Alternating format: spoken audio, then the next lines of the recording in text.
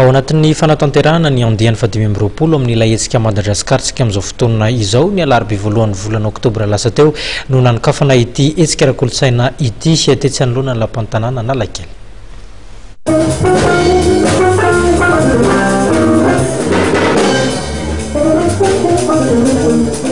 Andiany fadimy amby roapolo ity Madagasikara izay efa nanomboka ity. Maro fandaharam-potoana no mikarakara mandritra ny hetsika. Raha no malariva dia nisy mitetsy amin'ny AFT, nahitana ny tremplin, ary nisy ihany koa mitetsy amin'ny coup d'état tetsy Anosy, nahitana ny Solo Andrenasolo quartet. Niaraka tamin'izany ny quartet i Ady Andrenary teo amin'ny gitara beso, i Andry Silvano teo amin'ny aponga Maroanaka, ary vahiny saina manokana i Julie Rakoto teo amin'ny clavier, ary Solony teo amin'ny gitara.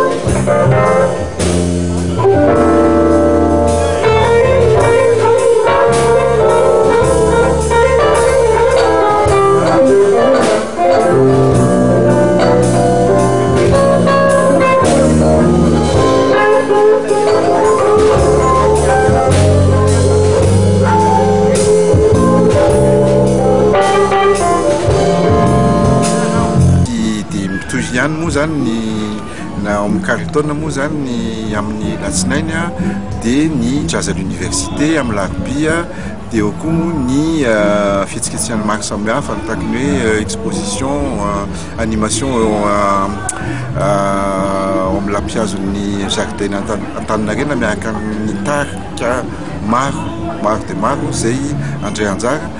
Mbola maro ireo fandaharam-potoana manerana ny nosy satria ny 20 oktobra ho avy izao vao hifarana ity hetsika Madagasikara andiany fadimy amby roapolo ity.